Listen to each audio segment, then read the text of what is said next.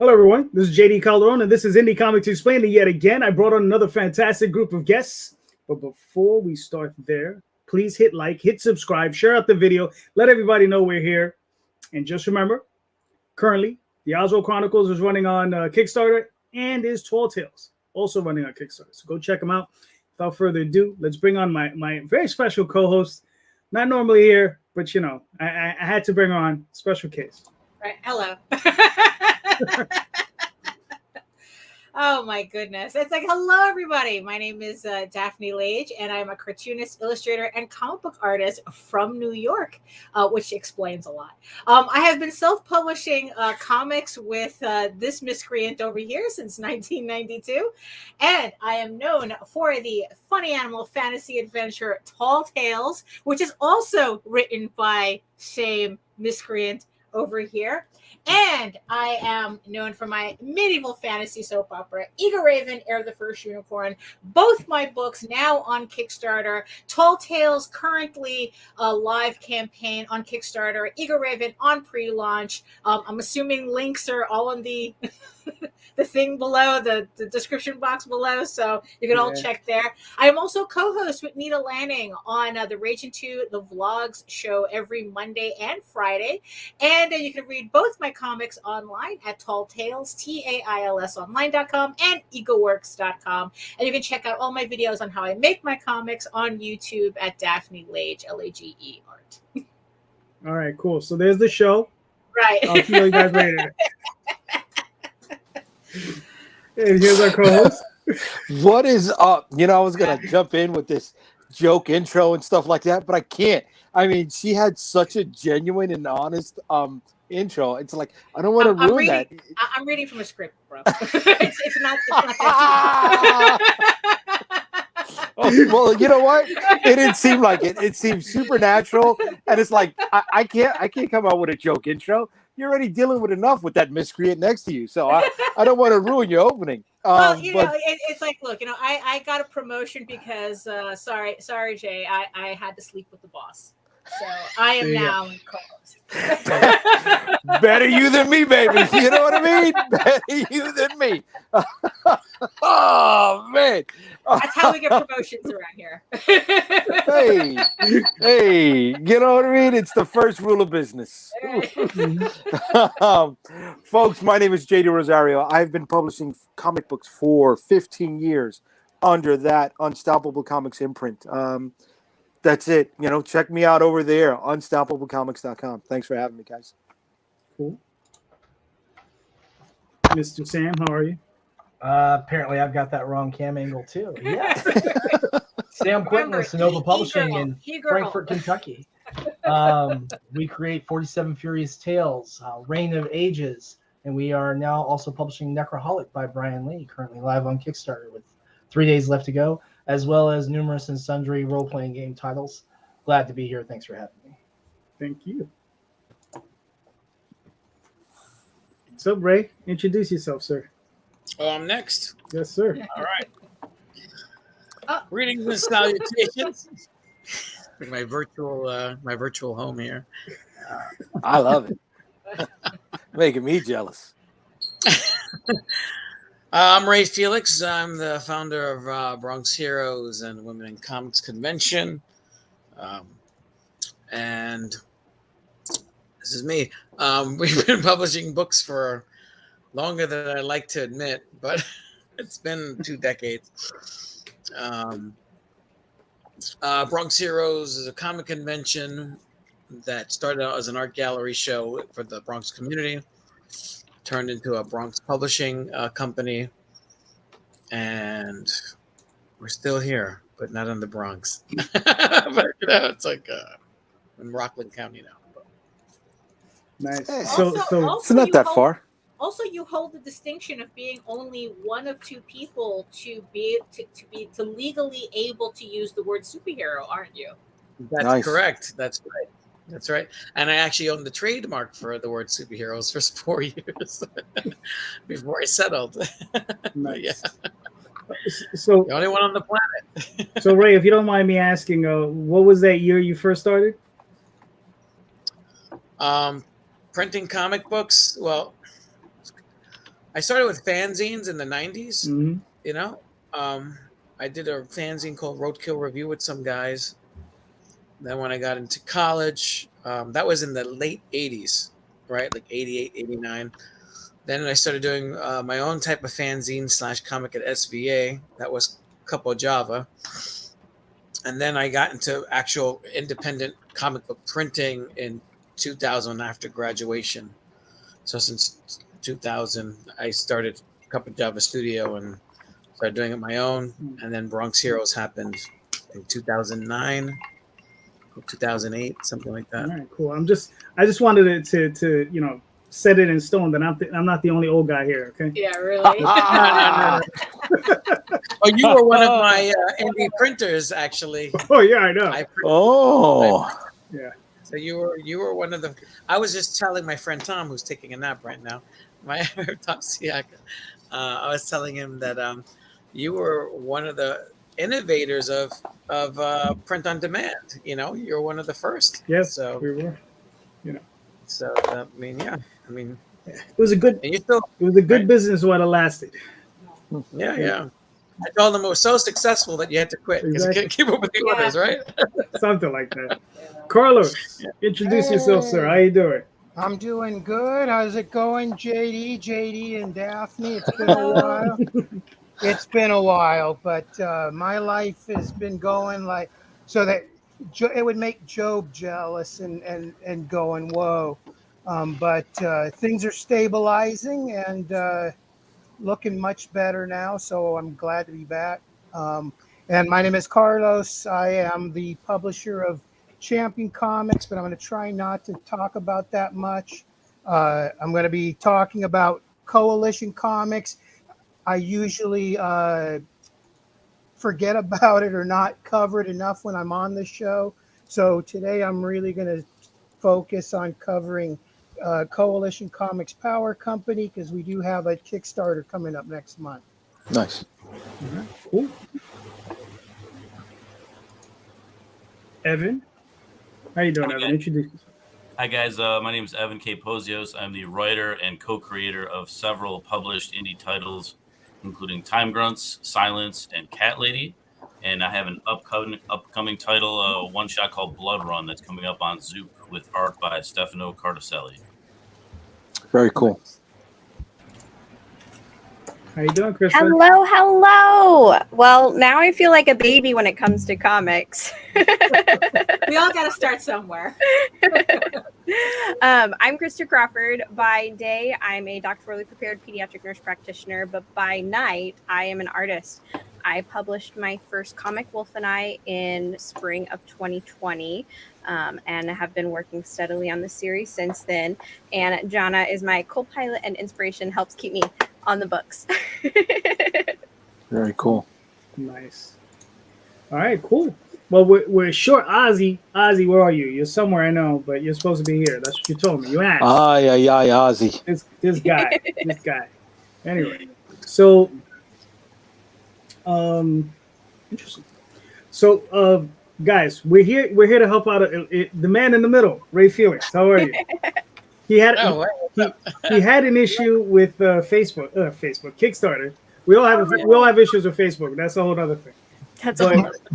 Seriously. But he had an issue with Kickstarter, and I want to help him get on Kickstarter, right? That's what we're all here for, right? Make money on Kickstarter. Oh, really? Wow. This is great. This is awesome. Thank you. I'm embarrassed. Oh, he puts you on the hot seat, so blame him later. Well, I could have sworn I DM'd that to you, but anyway. I must have skimmed it. You must have skimmed that one. Okay, got you. You're one of those guys. A surprise birthday party. Like, surprise. Like, oh. Well, listen, you lived in the Brady Bunch house, so, why not? Got a piano behind you. So, Ray, let me know, what is it that Kickstarter told you? Like, what did they tell you? Oh, why doesn't he just explain it from the beginning? There you go. Give everybody context as to what's going on before we get to the meat and potatoes, kind of. So what happened? I mean, about the whole punchline thing, like the whole story behind it.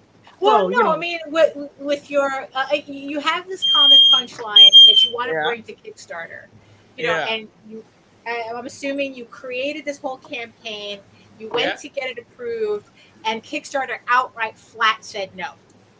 Am I understanding it?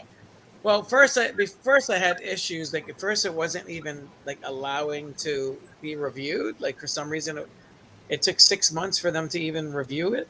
Wow. Instead of 3 days, which I thought was weird because it says That's weird.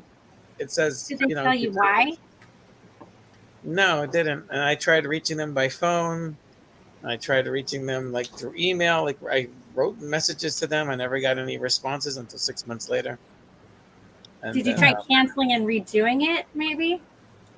No, what I ended up doing was looking at another campaign I was going to try to start, which was an old one from 2012 when I was starting this one of the Bronx Heroes issues. I forgot what it was, and it was like an old video there, and I was like rebooting it, like trying to change it up and saying like maybe let me update this for the next Bronx Heroes, like number 5, and then I just hit save on that, and then all of a sudden I got an email saying, "Oh, your project is now ready to review," and I was like, "Okay." So before the button was faded or something, and then I had to. Then it allowed me to click on it, so I clicked on it. Then in 3 days from there, they told me no.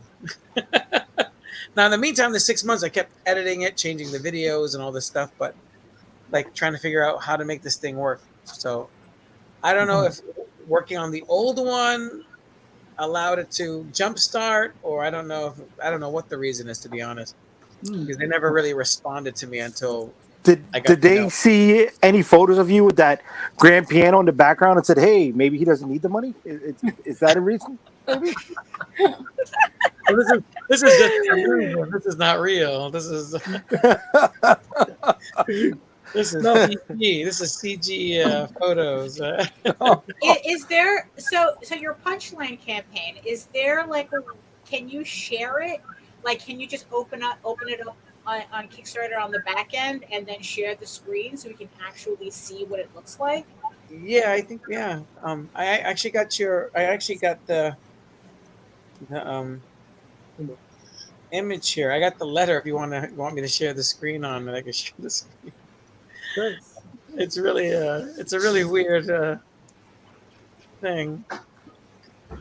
So, yeah, I'm like interested because it's like one of those things where it's like I see it so rarely, and I've launched so many campaigns. I'm like, yeah, I was like, why is this so hard? Right. It should. It's. Well, hold on. Let me put up a couple of these. And the one from a long time ago, my video was never compatible with it, so my video would never really upload properly. And then they said, 12 years ago, they were like, "Oh, this video is too long. Try shortening it." And I kept editing it, and they just kept telling me the same thing. Well, how long was the original video? I don't even remember. That was 12 years ago. Oh, well. Yeah. But this punchline one, what happened was I had like a 3-minute video, but I didn't like it. I was like offering the incentives and stuff, and then maybe this is why they rejected it, because I replaced it with a placeit.net ad that I made, which is like this slick animated ad and saying like to buy the punchline on Kickstarter. Right. And then maybe they thought it was too slick. I don't know, but yeah. Well, how do I share a screen for the letter? On the bottom of your screen, it should say share. Oh, okay. Yep. The bottom of my screen. I really got to start doing these things on a computer, not an iPad. I don't have any of those toggles that you're talking about. It says mic, laptop, cam, chat, leave. Yeah, I'm like share. While that's getting figured out, I do want to say thank you to whoever it was that called me a sexy creator. I appreciate that. I didn't shave today. So. I think he was called. It was Ray. I think he was talking about Ray. Oh, okay, sure. Yeah, there we go. See, great. Daphne took my co-host spot, And now she's knocking me down the peg too. Right, You're no, fucking not coming back to this show. Thank you. Fuck this. Thank you. Shit. I'm looking at this. Yeah, I don't see share. What am I? Yeah. I'm weird about this. All right. Oh, I could read it to you. Oh, there it goes. I found it. I found the button. Oh, there you go. Let's Yeah, see. because Share. like, without really seeing what The they campaign, were yeah. looking at, yeah, it's kind of hard to assess what it is that Well, might be an issue. let me Yeah. ask you a question: as what were you offering up? Like, I know it's what is it? You had your So basically the campaign were for these two books, the Punchline Volume 1 and Volume 2. right, Is there a video lag? I think there's a lag in the video, right? probably. And then yeah, I guess I was offering that, and then I was offering like some pinup posters, some original art. You know, to kind of like I just looked at other people's campaigns and then kind of imitated them. Are you sure there wasn't somebody who works at Kickstarter who disliked you? Well, that Ooh, was- we were kind of. Just throwing down words. maybe Yeah. I don't know. We were kind of wondering that too. Yeah, I because mean, it does make me like when they like review the projects, you're like, ooh, what if somebody's reviewing it and just absolutely hates the idea and is like, nah, let's not even run this. Right. right. Or I Because was it's like- wondering, like, is Kickstarter owned by like Marvel or DC or Warner Brothers? No. Well, But all you need is one asshole to be like, go, oh, wait a minute, I know this guy. Yeah. Right. You know? Yeah. Right. Could it also Can you guys could see it that also letter be now? Yeah. Okay. Let's see. could it I mean- also be that DC owns the trademark to the name Punchline? No, actually, I do. They don't. I do. So I beat them to Ray, it. we can do an entire episode on Ray's adventures Yeah. in lawsuits with Marvel and DC. Yeah. Let's see. Here we go. Oh, here we go. Here we go. This looks so. It says, hold on. Project is Punchline Volume 1 and 2, right? Hold on a second. And this is the letter. It says, thanks. There we go. This is so this is the, and then I guess you want me to hit the preview thing or something, or is that what Wait, you want me to- hold on. So let's see. Thanks for sharing your project with us. We've given it a careful review, and unfortunately, we're unable to approve it for launch.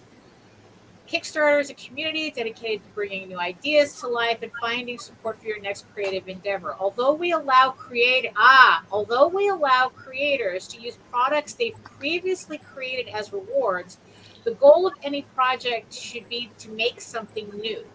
You're welcome to develop or iterate on past projects, even if you're only making small changes. However, your submitted project seems oriented towards sharing the product you've already created rather than expanding on your original idea. So your campaign is for, I'm assuming from this, is for, I guess, backstop. No, it's actually brand new. I just printed it. It's a brand new project that I had just printed for Kickstarter. But I think they're probably thinking because of the slickness of the commercial, maybe they're thinking. Well, No, I kind of have a feeling because it's pre-printed. Right. I guess like you have an entire print run. It's only 25 copies. It's not a lot. So well, they don't know that. But the thing Right. is, Some of us only sell 25 copies. right. Yeah. Yeah, it's like go to your story. Go to the story. Let Let's me take a go. look at. Yeah. Let's Well, take a look at what. let's see. What did I do? They're probably under the impression you're offloading backstop. Stock. Yeah. Yeah. Right. Or maybe they think you're too polished. If anything, I mean, you could come at it like me, like a moron. If you need tips on how to be stupid, let me know. I got no problem helping out. We have celebrities left and right pretending to Yeah. be comic book publishers, Right. On Kickstarter. I don't think that's the issue. But Ethan Hawke was just in Moon Knight. What are you talking about, Daphne? Ah.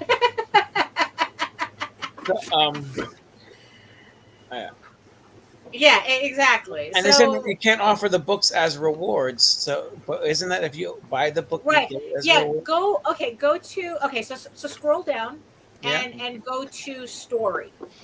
Okay, story. click on story. My computer is lagging seriously. Yeah. I don't know why. There we go. A story. Where would I find that? I don't even remember. It's you just scroll down. All the way down. Okay. Yeah, you just passed it. It's Oh. beneath the it's in this There you go. list. So people, payment, project review. Yeah, it's a little up. It's a little up. Okay. Yeah. But it's in that list. Just click on story. Sorry, this thing is like it has like a 10-second delay. I don't know why. All right, It's so probably it's there we go. Basics. story. Okay, Story. so yeah, basics reward story. Click on story. Okay. Yep. There we go. Okay, there we go. Now it's moving. Oh, it went back again. All right, there we go. Story. Yeah, I'm in the mountains, so sometimes the Wi-Fi is not that great. Nearly there. Nearly there. You're almost there, man. Almost there. Clicking on it. Let's see what happens. Yeah, but I think so. Somebody said a punch. So what happened was the story behind the punchline thing is that since we're waiting for this thing to load, is that I submitted a story through Dennis O'Neill, the late Dennis O'Neill, in 2005. He was my professor at SVA in '93, but in 2005, I was sitting next to his wife at the Big Apple show. She was retiring from teaching. We had this whole conversation about teaching, and she taught upstate here, like where I live, in this town of I think Nyack. I live in Stony Point. And I was living in the Bronx at the time. And then she was like, "Oh, my husband's a comic book writer." And then it was Denny O'Neill. I was like, "Oh, I know." It's like, "You're my professor." So anyway, we had a cool weekend, just chit-chatting, blah, blah, blah, back and forth. He would look through my portfolio stuff. He saw some drawings that I was working on. Like, this is when I still drew Marvel and DC stuff. He saw that I had a new look on DC's characters. And I said, well, this is part of an Elseworld story that I wrote. I want to submit to DC. Can you take a look at it? Give me some pointers or something. And he says, well, I'm going to retire. I'm only like freelance now. I'm not full time like I used to be. And I was like, it doesn't matter.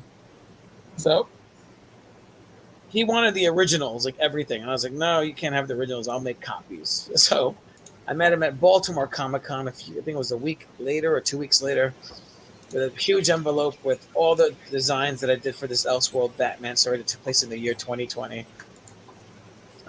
And it dealt with a virus or a Joker and Ra's al Ghul. You mixed a Ra's al Ghul pool with some Joker venom, and then they got nanomites in there, and then basically everyone that uses this drug doesn't die. They actually turn into the Joker. And if you look at Joker War and the 3 Jokers, that's basically the plot line that they were using. They just split it up into 2 different books. And then if you look at the death of Batman, that's right. Yeah, so Right. Go ahead. We are. Check it out. So, I mean, did you put all that in here? Did you write all that stuff in there? No, not at all. Okay, good. No, I did not. No. No, that's a good thing. Because I think what we have to do, Ray, we're gonna have to get together a little bit later, maybe like get together like in private and just like work on this. Because I think there's something in there that's being communicated to them that they're not understanding, that the project is brand new. You know what I mean? Right. Yeah. Right. It really does sound like. I mean, I can see how they can read that and say that, oh, you're just trying to dump old product. Right. And I think that's what it might be. Right. So, yeah, I think we need to get together, brother, and we'll just try to help you suss that out. Because it literally is a matter of just editing, just taking out the right stuff and maybe putting in a few lines. It might be as simple as just saying, like, look, we're going to add a sketch cover or something. You know what I mean? Another POD cover. And you do the campaign around that, and then you just add all the other stuff, and you should be fine.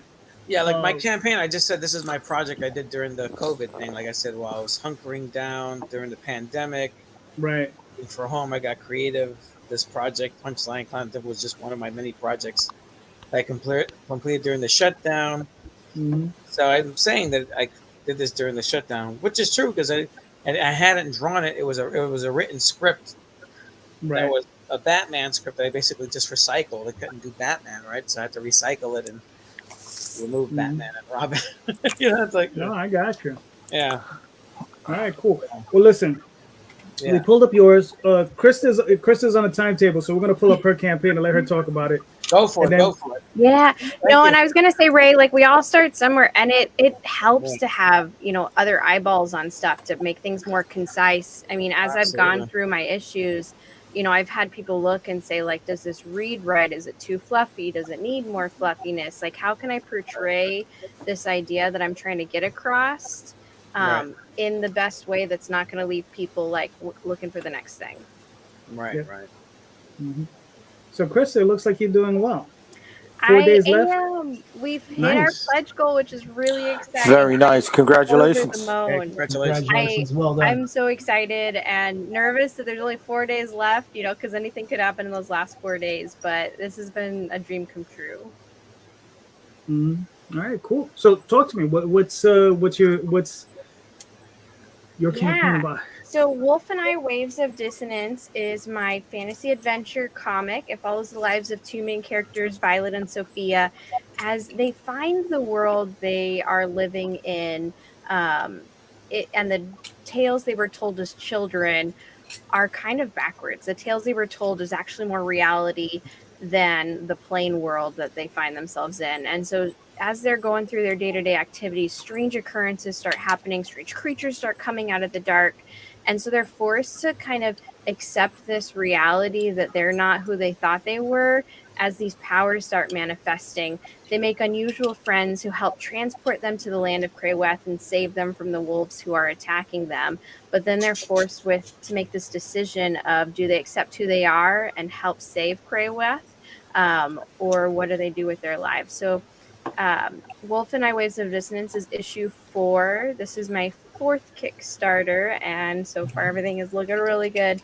But it's just exciting to see this world keep coming together as every chapter comes out, delving more deeper into the story and really just bringing everything to life.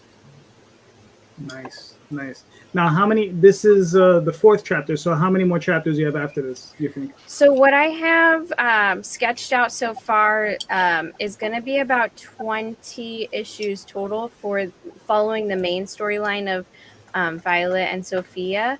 But I have a lot of side issues of other characters that have joined that people have been asking for their background story or what happens to them after they, separate away from the main story. So there's lots of ideas brewing in the backside.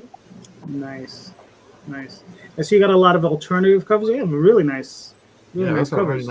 Thank you. My goal was to have 3 variant covers, and then somehow I ended up with 8.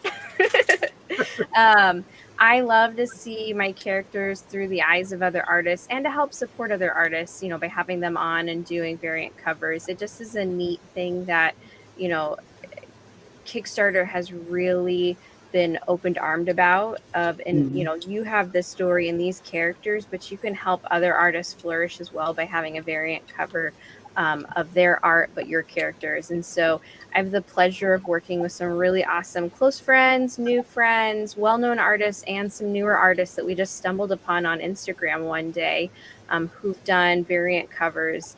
A couple of the artists that have done covers for this issue also did covers either for issue 2 or issue 3, but most of them are new to the Wolf and I series. Nice. Now, do you feel was it worth it having all the covers? Did they help pop the campaign? I think it's more of it makes me happy and helps support somebody else than it did actually help the campaign. I have a couple covers that have been really, successful and have really brought a lot of new audience to Wolf and I who wouldn't have otherwise heard about Wolf and I. So I think it just really depends on, the art style and who you have do a variant cover, if they're promoting for you, telling their audience and fan base, hey, this person supported me, you can support them back and get my cover. So it, on some aspects it did well, and on some aspects it backfired a little bit, and I just have a really cool, unique thing that I get to put on my wall. Gotcha. All right, cool. Nice. Yeah, it's one of those things. I mean, it's one of those things I've been struggling with myself. Like, do you, how many, I try to have one alternative cover, but I've always been like, should I get another one? Should I get another one? Yeah. It's always a little weird. So it was definitely like the goal was to do 3 because last time I think I did 5 and it was a little bit much. And so I had 3 like solid covers I was going to do. And then I had a friend do a cover for cover art exchange. And then I had 3 artists who I've been trying since 2020 to do a cover for me, who all reached out within like a week of each other and was like, all right, I'm ready to do a variant cover for you. Wow. And so it was one of those like jump off the deep end, may be helpful, may just be a cool thing that you get to keep. 5 ain't nothing. I did 10 on this. I mean, I know people who have like 30 to 40 variant covers, and they do really well. But sometimes they sell 2 of a variant cover, and they sell 30 of another one. Right. Yeah. No, that's crazy. But it looks like you're doing well. Another 4 days, so hopefully you'll make another grand or 2. Yeah. Good luck. Yeah, Fingers that crossed. would. Yeah. That's the dream. The dream is to break even, and everything else is just a party. Exactly. I'm just waiting to get that that rush of like 10,000 people are just trying to campaign. I mean, that's the dream. That's the dream, to one day get to a point where you could almost not run your full-time day job and just make art for a living. Yes. Exactly. Although I'd miss the kids. I don't know if I could ever get to that point. But you have a kid, don't you? I have 1 kid, but I see and take care of like 30 kids a day. Wow. Yeah. Okay. I mean, you're a better person than me. Thank you. Yes, this is true. Us grown-ups. This is true too. Nice. All right. You know what? I'll pass it on to Jay. I'm not ready. Not ready. Not ready. Not ready. No. You all ready? Not ready, kid. Not ready. Right. Listen, for those of you who don't know, I field my questions from what the panel is talking about. All right. Right. So we need some interaction going on before I could go ding. Hey, let me ask about this. All right. Okay. So ask your question. Motherfucker, I said I don't got a question yet. This is pressure. This is how you create. This is creativity. Okay. Pressure. You know what? All right. I have a question. What do you guys think about add-ons? What add-ons do you feel like are very successful for you, and what add-ons have you done that you feel like didn't really have a lot of interest from your audience? That's an excellent question. That was one of my questions. Excellent question. I have a list of questions prepared. I just was on a time budget, so I was like trying to segue us in. Okay. I have another one that's really good too. All right. Okay, so cool. Hold on. Saves me some trouble. Before we start, Ozzy, please introduce yourself, sir. I'm Ozzy Longoria. I'm the owner of Gemini Comics, and right now I'm promoting The Sword and the Sorcerer issues 2, 3, 4, and 5, as well as the Doomsday TV issues 1, 2, 3, and 4. And I already have a print. All right, cool. Mm-hmm. You're good? All right. Yeah, so I was running on Indiegogo, the Indiegogo.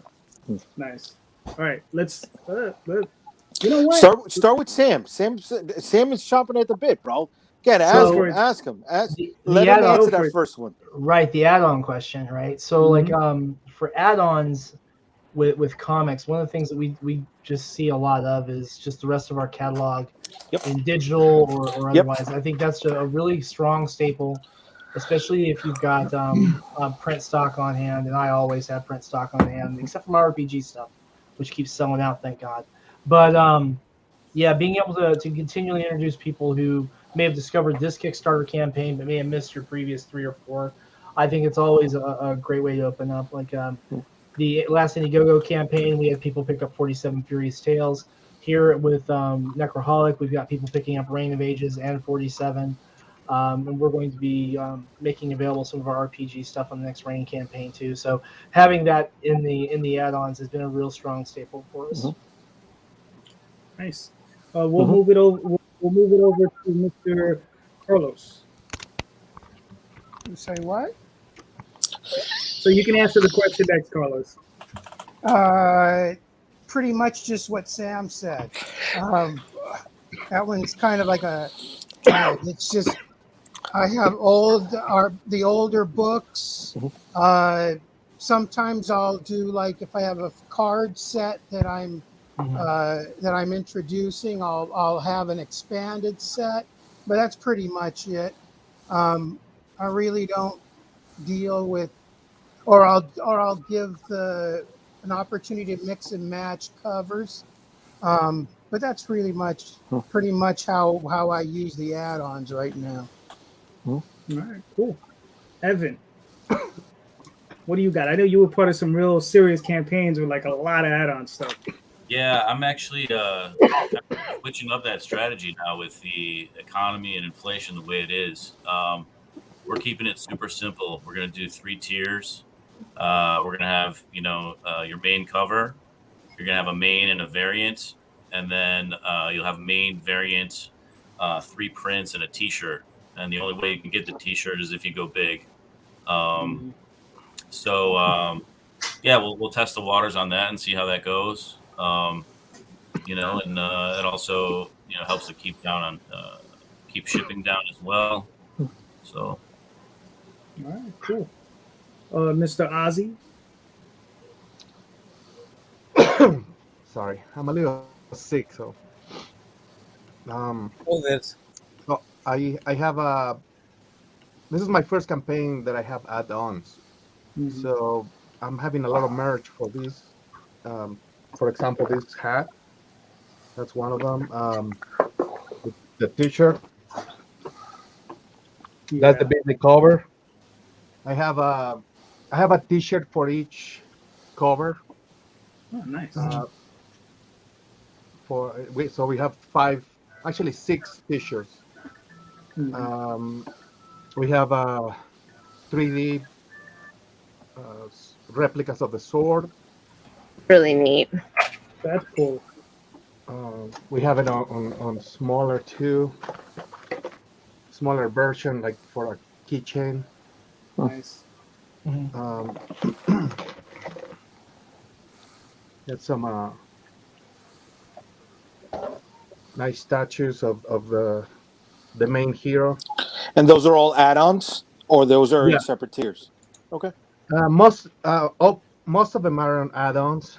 Hold it up, Ozzy. Oh, sorry. Nice. Oh, there's some hair. Cat hair everywhere. We know that. Yeah, we have cats, bro. We all know. Yeah, and there's a base too, so you can put it on. And so, as some of you know, that I'm against time. Like right now, I had to pull all these issues for the rights. It took a long time for one cover art. I won't mention. Took a year for it to finish it. So he ate all my time for the rights. So I have to put. Actually, I got to do all 9 books in 3 months right now. Holy shit! And I know, but I haven't finished. They're almost done, like 90% done. So I'm gonna have to do 2 Indiegogo campaigns with all the books, and then after that, I'm gonna relax. Even if they're not successful, I don't care. But they're published. They're basically my publishing boat. So it's gonna be done, and after that, I'm just gonna do 1 issue at a time in Kickstarter. And it really depends also on if I get the rights back again. I'm trying to negotiate that, and after that, I can just relax and just do more add-ons. Actually, I have more add-ons. I have poker cards. I have what else? I tried to add a couple stuff that no one has ever done. I just can't remember right now. But anyway. Okay. Really? Well, Yeah. what happens if the rights expire before you can? Well, they need You to be can run public. campaigns. They will be invalid if I don't publish them. Oh, so you have to. Okay, so you have to publish to keep the rights. Right, for your license. Right. Okay. Right. Right. And then what is it? I guess once the books are published, you can sell them at your leisure. Yeah. Right. I mean, yeah, that's not right. That's just you can tell them. Gotcha. Okay. But the thing is, though, it sounds like you still have a deadline, though. I So do. yeah, so you have to print all these books by a certain date, even. You got to get that ass in gear, bro. Get that ass in gear, man. This is gonna be a busy 3 fucking months. Year, I've been working my butt off like crazy. But I already made it. I already have all the most of the issues. I'm just working on a couple of covers, fixing lettering and stuff like that, editing stuff. But it's gonna happen. I'm very confident. Good luck. Good luck. All right, cool. All right, Mr. Rosario, what are your best add-ons? Sam hit it right on the head, and for me, it's the catalog, man. One of the things that we have in common with the bigger businesses is that issue 1 sells issue 1, issue 2 sells issue 2 and 1, 3 sells 3, 2, and 1, right? 4 sells boom, boom, boom, boom, boom. On my last campaign, I had a couple high-tier rewards, which contained almost all of the catalog, right? And then the next biggest tier had all the catalog and the other tchotchkes. When it comes to tchotchkes, like shirts or cards or metal this and metal that, that's not something that I'm going to go ham on in every campaign. I don't need it for every single launch that I do. So I'll do 1, maybe I'll do 2. Like we did pins this time. They really didn't do well. So we have them. We'll move them as add-ons to the next one. But I don't think I'm going to be investing in them as much as I thought it was from the outset, right? That money should go back into putting out more content, right? I mean, we're indie creators. We're making comic books. Yes, there's the other things that we need. Yes, there are high-margin items that once we move them, the revenue just goes back into putting more product. It's not like we're out here in a mansion and, driving Maseratis. I say that all the time, right? All the big ticket items go back into making more books. But at the end of the day, we have to, saying this as a husky person, not eat with our eyes. Right? There's so many shiny baubles and trinkets out there that we see our friends and co-collaborators doing. I'm like, oh, yeah, well, I need to have this. But when you look at it, do you really need to do it? Right? Is the juice worth the squeeze? Is the risk worth the reward? It doesn't hurt to dip your toe into some things every now and then, right? But if you can't move them, they're going to end up as not even add-ons that people buy, but in that mystery box of, hey, what else are you going to find in here? Just to get rid of it, just so the people that are buying from you feel like that have that added value. But at the end of the day, that added value is not putting added revenue in your pocket. It's just you're moving that product. So at the end of the day, it's your catalog. The bigger the catalog, the better chances you have. I am interested though in finding out what Evan does. I mean, he's trying to streamline his stuff, and I'm interested in that. Is it just for the fact alone? Is it easier to manage the campaign? Right? I mean, at the end of a campaign, who doesn't have multiple spreadsheets of items that they got to get and the different sizes and who gets what extra add-ons? I mean, fuck, I'm thinking about how to ship it too. Here. I'm thinking about how to ship it. That's the big thing that I ran into with add-ons is, there's things that are like stickers and bookmarks and even like enamel pins. We have 5. We've released an enamel pin with every one. But last issue, we decided to do Wolf and I etched glass whiskey cups, like Glencairn cups, which were really cool. Really, really neat. I get you. See, can you give me a solo shot on this? Okay. Hold on, it's coming. It's All right, coming. baby. You know I work by myself here. Yeah, yeah. But the problem is, Right. I see what you're saying. Right. This beer mug, we moved them for 10 bones. It costs us $1.50 to make, but the shipping, it's a hell of a lot. So this is something that we would do at conventions. But even then, at conventions, this is still hard to travel with. It's still gas product. So I get it. We do this, and then we would do shot glasses as well. So I understand your pain. and it was something that so many people liked and so many people wanted. And I was like, oh yeah, this will be fine. Like, we'll ship it. But then when it came time to shipping it, it was like, oh my gosh, like how do I ship it, but also ship the comic? Because I ship in Gemini mailers, but I want the comic to be in one piece. And this is like fragile, thin, like Glencairn cups. They're thinner than whiskey cups because they're like, higher class cups. And I was like, what if it shatters? What if it breaks? Right. That is the problem. That is the problem with this one. Mm-hmm. You have to bubble wrapper. That Bubble was wrap that was an boxes. issue with another creator, Caleb. I forgot his last name, but he did a book called Unicorn Vampire Hunter, and one of his, I guess, like add-ons was a 3D sculpt of his main unicorn character, and it didn't even survive the trip from the manufacturer, from the guy who was making them. All of them were shattered by the time he got them, and USPS refused the claim. They said he had no claim. Did he have insurance on it? Yeah, and the USPS. I mean, he had the insurance through the post office, but they refused his claim.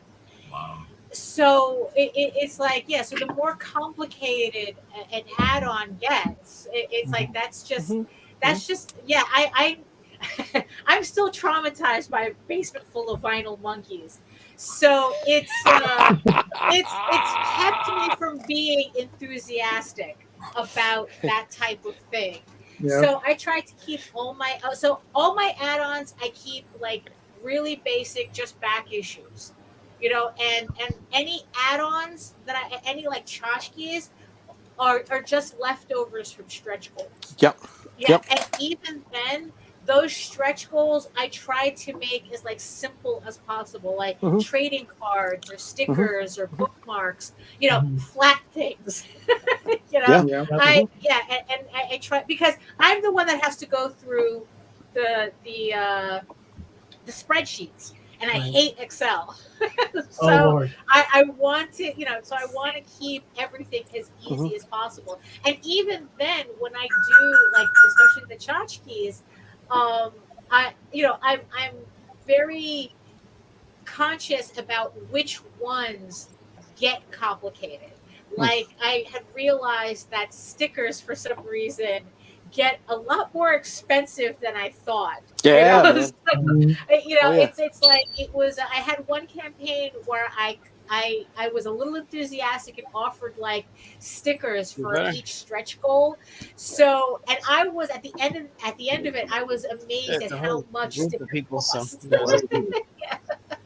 So now it's all mostly like trading cards and bookmarks and maybe the one sticker. But yeah, I try to keep it as easy as possible and as flat as possible. Well, thank you so much for having me on. Unfortunately, I have to go pick up a friend from the airport, but it was so good to get to talk to you guys. At least your question answered. I'm glad that you guys were able to answer your question. In fact, when I was going to say, Daphne, I was laughing. I reached to the side to grab my comic to show it off, being like, this is who I am, and look what I grabbed instead. Oh, there you go. Because flattery gets you everywhere. It was the first thing next to me. That's funny. All right. Krysta, thank you for coming. It was always awesome having you on. Take care. I would say good luck on the campaign, but you already have it, and you're going to continue doing great. So there you go. Thank you. And links in the show notes and in the chat. Awesome. Yes. Thank you guys so much. 4 days left. We're super excited. My last question was going to be, do you have a blockbuster pitch for your comic? And if you do, how do people like it? And do you want to hear my blockbuster pitch in the last 30 seconds before I bounce out of here? Go for it, yes. So this is for Wolf and I.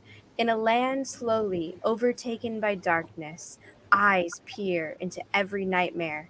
Tread carefully, take heed, and beware. For creatures crawl throughout the night. Secrets of history shall come to light. Internal powers before unknown.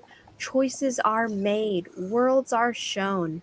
Two heroines are faced with a choice to band with friends and unite their voice. Against this evil they must stand, for the fate of Krayweth lays in their hands. Oh, there is it. There really wasn't a question. She just wanted. Yeah. I don't want to say that, but for real, it's true though. Like I've heard some people talk about their comics, and they're like, yeah, this is what my comic's about. And I've had some people who have a pitch, whether it's a blockbuster pitch or a poem or like a whatever. And I feel like that if you're passionate about your characters and you're passionate about your comic, and you have something that really draws them in. Like that is what's going to bring in these people who, are going to want to know more about your comic than you just saying, this is what my comic's about. Right. So do you have something? Yeah. So I'm going to be watching this afterwards. I want to hear your guys' pitches or your stories or like your elevator pitch. Like what's your elevator pitch? If someone's like, you're like, hey dude, do you like comics? I make comics. Let me tell you about my comic. But that's not it. 30 seconds to the next floor. All right, you guys. It was good seeing you on. Best of luck for the rest of the stream, and I'll be around. All right, take care, Krysta. Thank you. You're welcome. Bye. Yeah. Take care. Just to answer the question for myself real quick, the answer would be no. There is no soliloquies at conventions. No, it's like I wrote it down. Read the damn book. That's what it's here for. Thank you. But anyway, we gotta cycle people through those tables. Conventions aren't cheap, Seriously. Yeah. Mm-hmm. I mean, that's. We have a friend who, when he was making the convention rounds, I mean, he had a pitch that literally lasted 20 minutes, or at least it felt like it did. I mean, we're talking blood from a stone here, and we were like, oh, that payoff is not worth it. Yeah. All right, Daphne, before we start hitting up everybody's campaigns, do you have a question? Do I have a question? Yeah. Let's see. So, how far in advance do you actually plan your campaigns? Oh, wow. And do you actually set dates in stone for yourself to have? Do you set target dates, or do you just know you're having X amount of books, X amount of campaigns, and you just like pants it? Nice. I use my calendar very, very, very firmly, and then when things run late, it shatters the whole year, and then we adapt the existing calendar and fix it. So that's why we're just not doing any other book launches before the book is done now. Sam sounds like a kindred spirit. Yeah. So it's all good plans, right? All good plans. Mm-hmm. Yeah, I'm gonna have to get clever with some calendar work later this year, because we've got about 4 weeks that kind of disappeared between problems with the printer and art running late. So we gotta get creative around November. Nice. All right, cool. Carlos, how do you run it? Well, I did before have a calendar, but now I get reminded in the Facebook memories about how that completely blew up. Yeah. So at this point, no.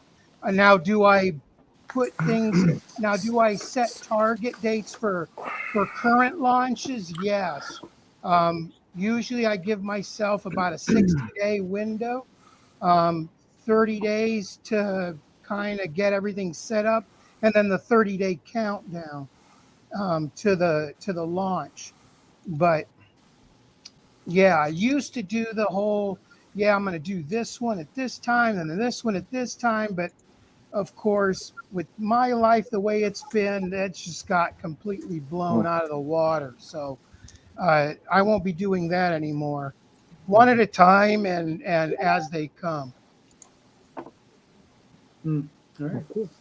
Evan, how do you handle it? Well, I think, you have to treat promoting your crowdfund as a full-time job. So you need to do as little multitasking during that time as possible. So any writing I need to get done, I've gotten out of the way for Blood Run. I can focus on promotion. The other thing is, your trailer has to be tight. So it's if that's not done, you can't do anything without the trailer. And I think you need a minimum of, maybe 8 interior pages plus the cover to be able to show off. So those are just basic steps before you even think about launching. Cool. Ozzy, how do you treat your calendar? I had a really nice plan, but I didn't follow it because I didn't have covers, and so everything got pushed back. And now, like I said, I'm going to release all the books in 3 months, and then after that, I'm gonna do a really nice calendar, doing one campaign after another, but it's gonna be planned this time correctly. Gotcha. All right, Ray. I know your calendar got blown up, but how do you usually plan these things out for yourself? What do you do? Yeah. Let me see. Am I muted? Can you hear me? Yeah, we can hear you. Okay, good. My computer is lagging big time. So, I always set deadlines. When Tom and I were working on the Trumpland book, we set a hard deadline to try to finish it. We missed the first deadline because our inker was delaying the book. And then when it got into the publishing house, when it got picked up by Arsenal Pulp Press, we literally had 2 months or something like that. Yeah. To try to make everything up and try to get everything. So we did a massive marathon and finished everything. Yeah, we had maybe 8 weeks to draw 60 pages and to add, because the book they thought was too thin. It was a 62-page book, and we had to make it 150. Yeah. So we basically started cranking out work night and day. Yep. For it wasn't 2 weeks, probably 2 months or something. 2 months, yeah. And we just 60 pages. We had to add 60 more pages in 2 months. Yeah. And that was a nightmare. By the time I was done, I didn't want to look at anything that was Trump at all. Right. Not even the book. Well, that's a problem if you have an artist working with you who is not reliable. Yeah. And doesn't stick to deadlines. And the problem is that a lot of artists who think they're professional are not professional. And, they don't understand what a deadline is. I used to work at Marvel and DC Comics. We had hard deadlines. And, if you missed the deadline, it cost thousands of dollars. So a lot of people now don't understand that. Yeah. So one of our inkers, not only was late, but he was literally redrawing a lot of Tom's stuff on a light box. Yeah. And re-inking it and changing the story, and he didn't even look at a script. So nice. And finally, I got fed up, and but I did a nice thing. I didn't yell at. I said, why don't you just give me all the pages you have? Right. Give me all the pages you have, because I said we're gonna. And so I got 20 more pages. I just brought him to Ray's one day, and we just finished all the inking, because he would ink a body but not do the hands or feet. Yeah, partial inking. He's right, or leave. So we just so within a couple of days we just kind of finished everything up.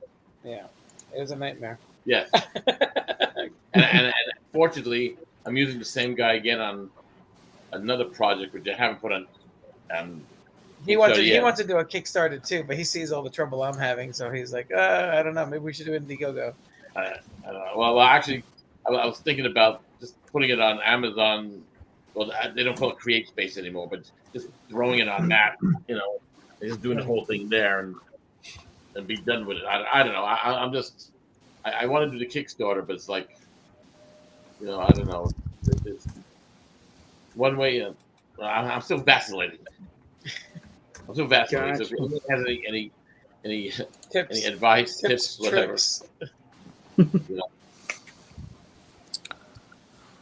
All right, cool.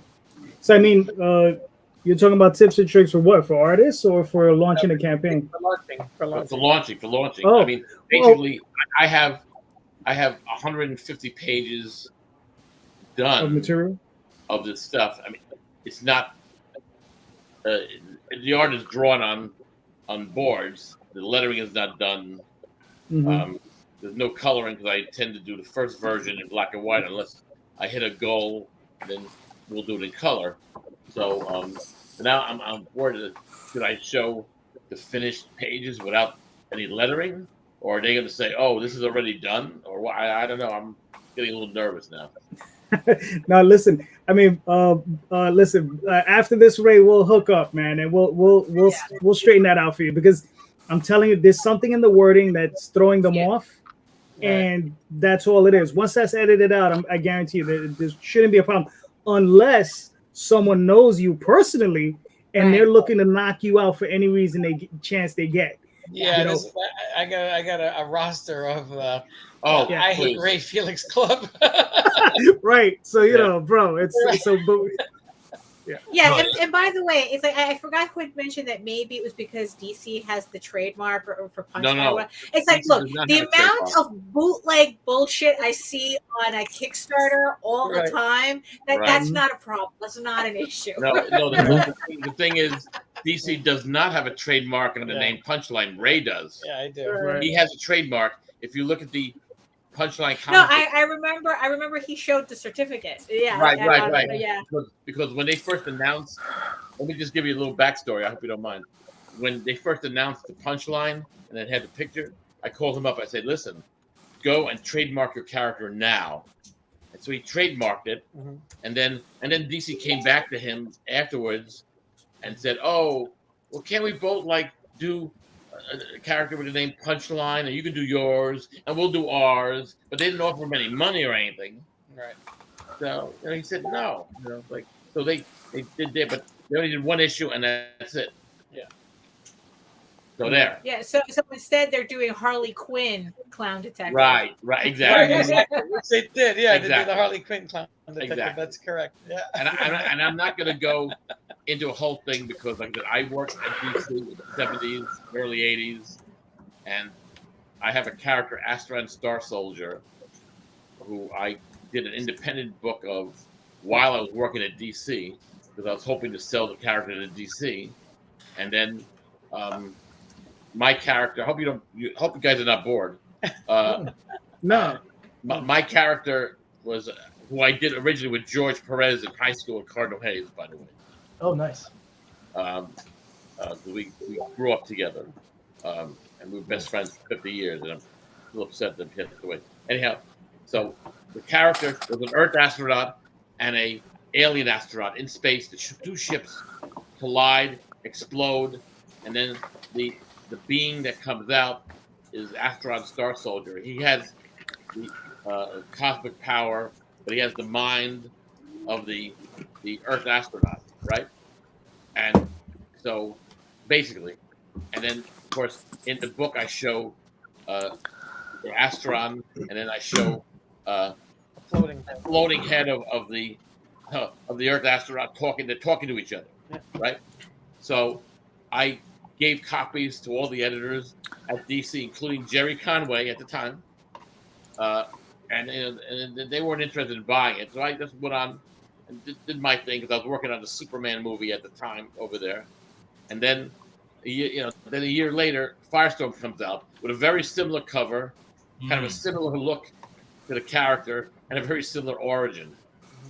So it's like, oh, but I didn't make any big deal because I was working there, and also kind of like it only lasted 6 issues, so it was like So, but this is what happens in the funny book world. Interesting. A lot of funny business in the funny book world. Yeah. Oh yeah, all the time. Be a great title for a book. That's right. Funny So- business and funny books. Yeah, that'd be a good title.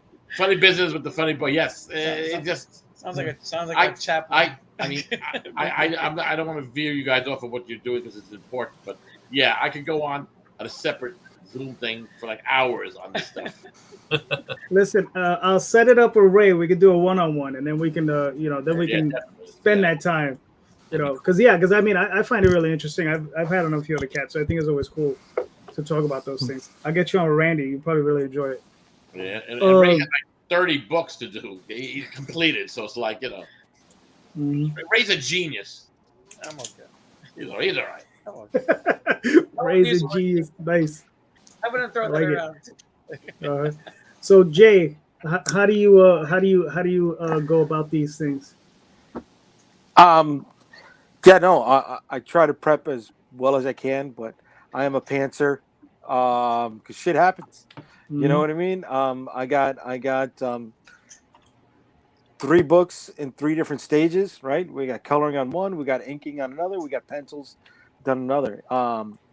If I could get them out, by the end of the year, 2 months each, that'd be a miracle. I'd like to say I could, but I need a breather, and why?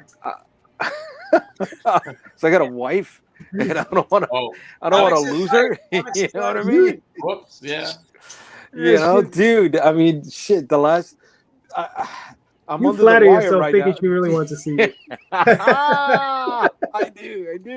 I do. But I ended this campaign successfully 2 weeks ago, and that's when the work started. You know what I'm saying? And getting everything out, getting everything prepped so I can start sending out digital rewards. It's just been time consuming with a regular job at 60 hours a week, and other life duties that you need to take care of. So now that you're married, so it's going to be, you got to change the name to Not Quite Unstoppable Comics. Is that right? Oh, fucking yeah, bro. Oh, fucking yeah. Not quite. Almost, Listen, but not quite now. Dude, she only married me so she could go to conventions around the country. That's the only reason why. You know what I mean? She wants to go away on my dime. Yeah. Smart woman. Yeah, man. That's all right. Mine won't go to any convention, so. All right. Okay. Neither mine. But yeah, no. I in a perfect world, I would have one rolling every 2 months, right? So ready to go, ready to launch before I ship out final physical rewards on the previous Kickstarter. That's in a perfect world. I'm not in that right now. I'm trying to shoot for that. I'm trying to aim for that, but I'm waiting for the pre-launch page just to get validated so I can have that up and ready while I'm still giving updates on this campaign, so I can get a nice boost, a nice jump, whatever, when I launch the next one. Other than that, it's you adapt where you can. I'm trying to get the traction to get on that, to get in the JD and Daphne perfect world. Because they got one where it seems like every month going on. But well, Carlos, who's doing the bulk of the work right there, right, bro? Yeah. Right on top of you, bro. She's the one carrying the load, bro. Oh, brother. He's not even denying it. He's not even denying it. Why do you think we're tired all the time? Exactly. That's why she's exhausted. Plus, she has like 6 different shows. I'm like, oh my god. I mean, we already know from the first few moments of this today's episode, she's a hell of a better host than you are, dude. This is true. I would never debate that. This is true. I mean, and listen, this question I know was for none of you. It was for none of you. It was for me. This question was for me. It's for none of you guys. Yeah. But Daphne already knows because we have this conversation all the time because she plans her stuff out like she has stuff ready for next year for 2023, rolling into 2024. I have a schedule to 2025. Right. Yeah. God bless you. Yeah, I have a schedule set up to the end of this Kickstarter, maybe. Right. And then I like I said, I'm real simple. This Kickstarter ends, I fulfill, and I start another one. There you go. That's it. It's no more difficult than that. Keep it going as a keep it going. Exactly. Just keep it going. Because the thing is similar to Ray, I have a lot of material in the bank already. So I have that material ready. So as long as I can keep ahead of it, I can just keep it going. Oh, that's great. You know, yeah. So I mean, you know, I have, like I said, I told Daphne, I think I said a few. I have about 16. I have enough material for about 16 campaigns, back to back to back. Wow. Yes. Nice. And yeah, I don't think I don't have to draw for like maybe 10 years right now. Oh, there you go. Once I get this Kickstarter thing rolling, I could be like, you know, just keep doing campaigns. Just keep doing them. That's it. Yeah. You know, that's it. You just keep boom, boom, boom. That's it. So Daphne, I blew your answer, but go ahead. Well, no, I mean that was a part of it. So yeah, so I have, because I'm the only one doing this. It's not like I have other people drawing for me, right? I have to keep myself on a schedule. I mean, my series Eagle Raven Air the First Unicorn is 15 issues, and I don't want it to end up like Tall Tales where I took 20 years to do 20 issues. So I'm trying to. So I made a schedule so that I have target dates for them. But the thing is, though, is I just recently, I ended up freaking myself out because I didn't account for my brain to take a creative turn, and I started writing a novel in the middle of my schedule. So what happened was that my plan on being a year in advance, like all the books that I'm working on now are for next year. Right. But because of this novel, my plan for being a year in advance now maybe kind of turned into 6 months. Technically, I'm still ahead, but it's not the definitive, and I don't have to change any dates yet on my schedule. But I just ended up freaking myself out because I have this strict schedule and I didn't account for something happening. Nice. See, look at this. Daphne's. She gave me the idea for the next question. I love that. I love that. That's how we feed off of each other. I love. Right? See, that's why it works. That's where it works, baby. That's true. You know what? I'm going to do the show with Daphne. Jose, sign off, probably. Rosario, Jay, just hold on to that question because I want to start.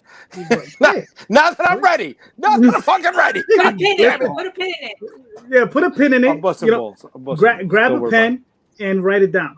Listen, don't worry about it. Listen, who's got campaign? Sam, right? Evan? Sam, there you go. Okay. Cool. Rock and roll, baby. Before I throw the pitch out for Necroholic, we got a couple of questions that crept in here periodically about promotion stuff. Okay. So let me give you the best advice I've given myself or anyone else. If you have not yet read Madeline Holly Rawson's book, Kickstarter for the Independent Creator, order that today and read this. I was actually working on a book about Kickstarter. I was on like my 8th or 9th campaign, and I was going to write this and use it to, learn from myself and observe from others and then eventually publish it. Then I read this and I abandoned that project because this covered everything I wanted to touch base on. Nice. Marketing questions, scheduling, the whole nine. Guys, do yourself a favor and pick this up. Madeline did a fantastic job on that, okay? And that's my unsolicited plug for Madeline and her work. So keep that in mind. Do yourselves a big favor and get that book because it will help you out. Okay. So Necroholic. Necroholic is a lot of things. It is the first book that Sanofi Publishing is publishing that I myself did not actually write. This is the literary work, the comic of one Brian Lee, a dear friend of mine I've known for 23 years, and yet still I was willing to put the Sanofi logo on it. He really is in a lot of ways like a brother to me, but I would not put my logo on something I didn't believe was top shelf quality. And from the script through the thumbnails, through the initial pencils and inks, this work has really blown me away. So this comic is really introduces us to Olivia, who, from her perspective, she has problems. And her problem, from her perspective, is she's a necromancer. But the other problem that's aggravating that is she has an alcohol problem. And while this sounds like a very serious subject, it's approached in a fun, comic manner, so we can see that she's working on dealing with the consequences of her actions. So these very first pages, she comes to after a blackout bender in a cemetery. And when you're a necromancer and you wake up from your bender in the cemetery and there are lots of zombies walking around because the graves are empty, you might have some splaining to do. So she spends a lot of this book. We spend a lot of the first part of this book getting to know some of the potence of her It abilities. looks really good, man. It is. It's really, really tight. We went ahead and got some artist proofs made. And with this, we took and sent these out to our supporting retailers so that they could make informed decisions about stocking the book for the shelves.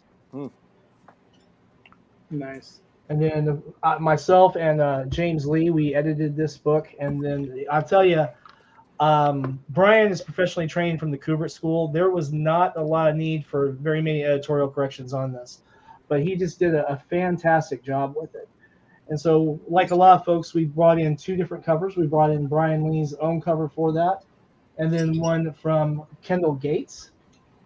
Now we're actually going to have this as a virgin variant, so we're going to strip the trade dress off the production value copy. But absolutely beautiful work, 24 full color pages, and a cocktail recipe in here as well. So if you're brave enough to confront the tequila and the caffeine, I encourage you to make sure it's in moderation, right? But this is how dare you try to limit me? I know, right? It's an absolutely fantastic book. This story is already outlined for 24 issues. Brian is currently working on issue 2. We have already lettered in the backers who are getting their names on tombstones. We have a limited tier for that. And then we are probably going to be ordering copy on Tuesday or Wednesday. The campaign ends Wednesday night. And we'll begin shipping as soon as they come in from the printer. We're going to try and get these books into production before the 4th of July holiday so that we can get them as quickly thereafter as we can to get these in our backers' hands really, really fast. So is that like a zombie after school special? No, but I think you'll find that it's actually an incredibly fun little book. We've had some really good reviews from their reviewers who've commented and published their reviews so far on the digital copies that we sent out. Because, of course, the book was completely done before we started. And we priced all of our tiers with shipping in the United States and the territories already factored in. So nice. For example, Necroholic, the one above that, the $25, you're actually getting both copies, both the main cover and the variant cover, plus the PDF and all your shipping taken care of, whether you're in New York, Alaska, or Guam, $25 just period, flat out. Nice. Yep. And then, of course, we also had to bring out some of our other comics for our collector's tier, and this also has shipping in the U.S. and territories already factored in. That's 6 copies for $40 anywhere in the U.S. and the territories. And we had to limit that because we are rapidly running out of Reign of Ages books, and 47 issue 3 having just come out. We're actually already sold through half of the press run. Nice. So, and I keep forgetting to put sold out on Your Tombstone Tale, but yeah, we've got all 13 taken care of for that. And so right now we're actually shooting for our stretch goals in the last 3 days. 5,000 is going to pay for gas to get Brian down from Pennsylvania to come here and sign backer copies. So we're very heavily focused on the backer benefit on that. If we can get to 5,000, we will unveil the $7,000 stretch goal, which that would be pushing it, I think, in 3 days. But I've seen stranger things happen. Dude, don't doubt that, man. So we've got plenty in the pocket for it, that's for sure. But yeah, the book's done. The book's beautiful. Do you want me to play the video? Yes, the cheapest video you've ever seen on Kickstarter because it's just me showing off books. And I had a bad hair day on top of that too, so it was like very welcome to avant-garde Kickstarter campaign. I'm WS Quinton, aka Sam Quinton, owner of Sonoma Publishing and editor for Necroholic issue 1. Necroholic is a fantastic story, great comic, produced by Brian Lee, the writer and illustrator. And also we do have a variant cover done by the remarkably talented Kendall Gates. This book basically it begins the story of Olivia as a necromancer who has a bit of a problem. When you wake up after a bender or being blackout drunk and find yourself in a cemetery full of walking dead, you might have some explaining to do. And so this is the first issue of the series, currently planned for 24 issues. We look forward to producing about 3 of these books every year on our schedule, with only two, of course, being produced this year in 2022, and beginning full production at 3 a year in 2023. These books are actually done. These are our proofs. Now, this is the Kindle Gates variant. And here we have the Brian Lee cover. The art in this is absolutely fantastic, beautifully done. Brian himself is a graduate of the Cooper School, professionally trained comic book artist. He does a wonderful, wonderful job. I think everyone's going to enjoy this really great new comic. I know I loved reading it while I was editing it, and I think you will too. I invite you to check out some of the interior pages from the book below. As we said, the book is done. We will be adding names from those backers who pledged to the Your Name tier to the headstones when the campaign closes, so that we can order the books the day after the campaign ends. This will let us fulfill in July, and we look forward to shipping this out to you and putting Necroholic in your hands. Thank you very much. I hope you'll support the campaign. We actually ran out of the Tombstone, Your Name on the Tombstone tier, like in the first 36 hours. And it turned out that a lot of frequent backers on Sonoma Comics, and then also some of Brian's personal friends and even a couple of relations wanted to go ahead and get those. And so we actually ended up knowing the names of everyone who was going on to those right off the bat, which actually makes our lives a little easier. Lets us get the production files ready, updated, and sent off to the printer here in a couple of days. It's exciting times. Nice. What printer are you using for that? We have traditionally been using everything through Mix'em, which is a service for they're printers. great. I am pricing a local printer this week just for comparison, because print costs have risen precipitously in the last 3 months. I mean, we're looking at 60 to 70% in some cases.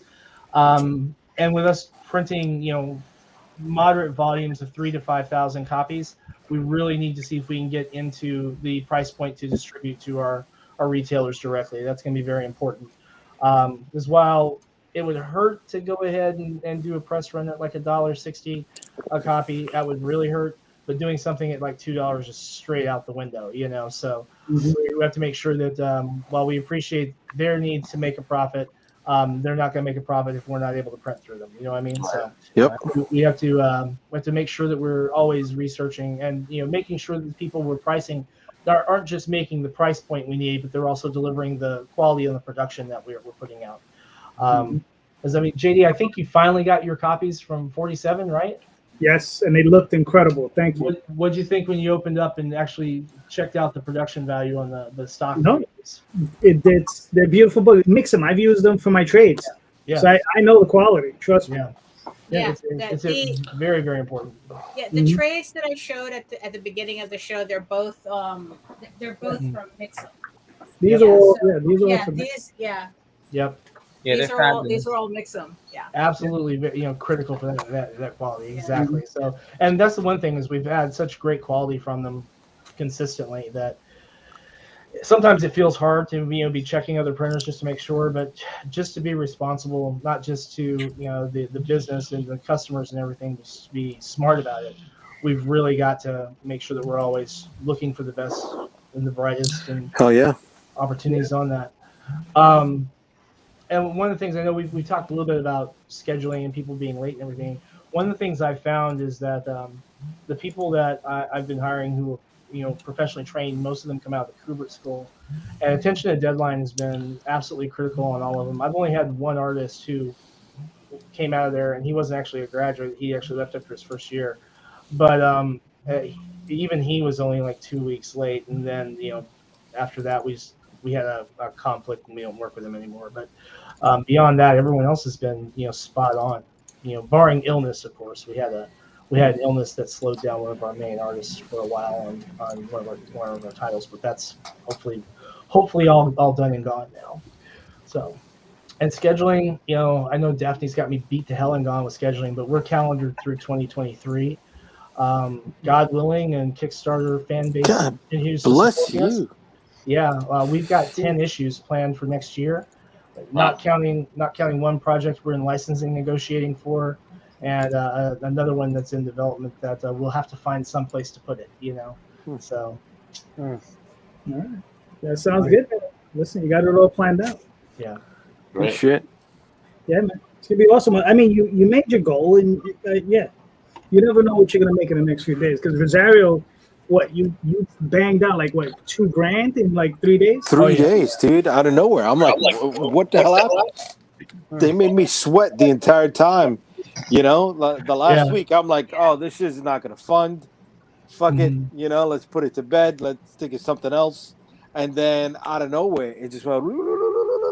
Yeah, we had some folks that finally discovered that one $40 tier that we've had for the Sinopa collection, and they're like, wait a minute, we get 6 books for $40, and that includes our shipping, so it's like $5 a book, and then our shipping. Hell yeah, and boom. Yeah, no, my thing was for $8, $40, shipping included, full color and 200 total pages, and funny enough, that did not sell as many sets as digital. Dude, digital ended up being like 31% of my digital my pure entire profit. funding. Yep. Yeah, Pure profit. Dude. I was telling Calderon the other day, I converted 23%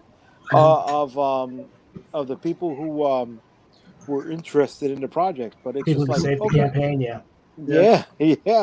But I mean, had they all, not even had they all had 50 to 60% converted, my bank account would have been a hell of a lot higher than it is right now.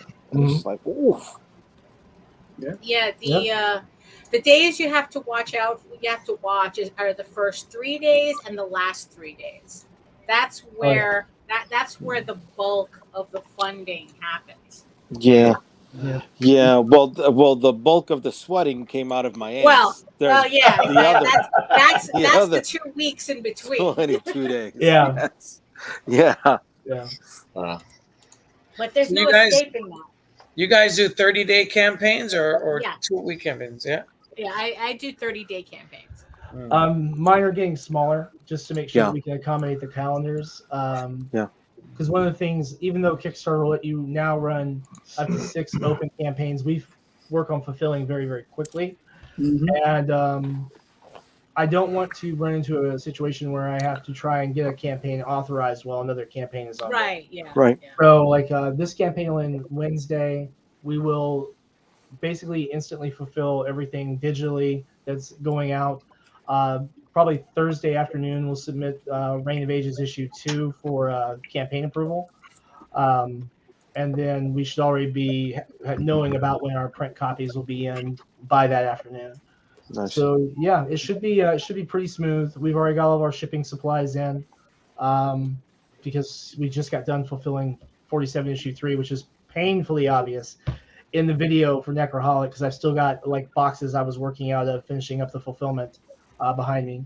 Whereas now there's just much smaller and much less inventory. So gotta love it when you start emptying those boxes out. Henri Compton would be proud of me. So Evan, I pulled up Blood Run. Nice. Talk to me, brother. Talk to me. Yeah. And on Zoop. God bless you, bro. Yes. Why So, Zoop? Pathfinding, man. Pathfinding. I think Zoop, we chose Zoop for a few reasons. Number one, we like the fact that they're comic book specific in terms of crowdfunding. Number two, they're young enough where we can sort of be a bigger fish in a smaller pond, at least at this point. It is very cool when you reach out and the CEO of the company actually contacts you and wants to help you out and helps your campaign as much as possible, which was pretty awesome. So yeah, we're gonna go with Zoop, and they've been great so far with us and giving us some advice, doing some early promotion. This is the pre-launch notification page where people can type in their email and be notified when we go live, which is looking like July 17th as of right now. But yeah, normally my goal as a creator is to entertain, but also strike some emotional chord. In this instance, this is not the case. This is action. This is blood. This is bullets. This is boom. Nice. It is, we're all inspired by things we, grew up with. And, for me, on the toy side, it was Matchbox and Hot Wheels. But then if we're talking movies, Cannonball Run, Mad Max, and that's sort of what my pitch is. Cannonball Run meets Mad Max. And, I was lucky enough to be introduced to Stefano Cardistelli by Andrea Molinari, who's over at Scout Comics. And we're doing most of our books Marvel style, which is, a blast for him. He gets to sort of stretch his legs in terms of layouts. I kind of describe him to people as a little bit more polished version of James O'Barr. Cool. He does his own watercolors. So it's been, a blessing to work with him for sure.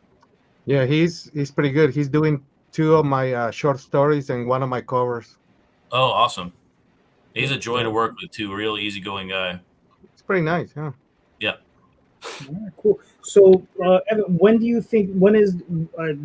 plan this on launching? Do you have an idea? Yeah, July 17th is what we're going for. The trailer's in production. We have to get it voiced over, and that's pretty much it. That's what we're waiting on. And is this the one that you mentioned earlier with just 3 tiers?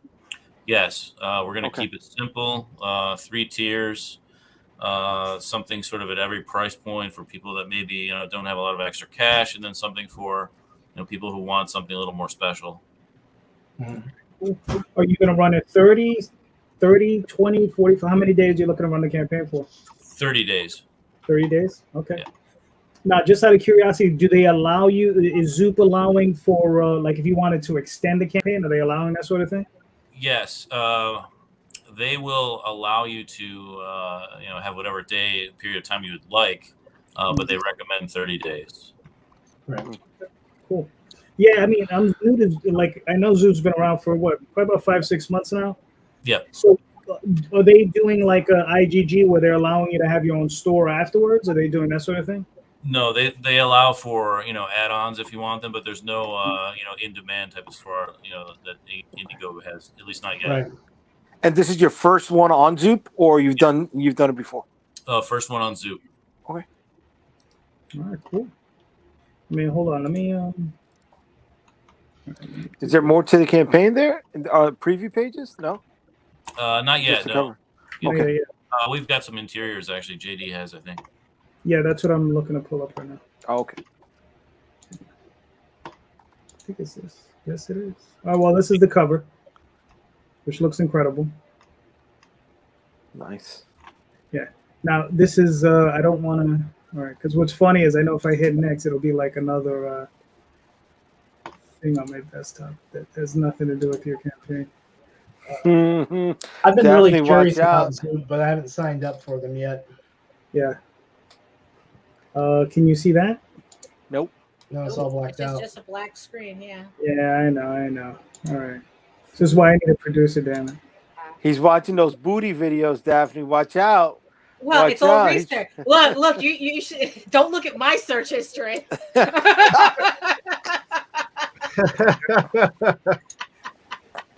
So, Evan, I got some questions for you, man. Because I've looked at Zoop a little bit, but I haven't really gotten into producing a campaign on it yet.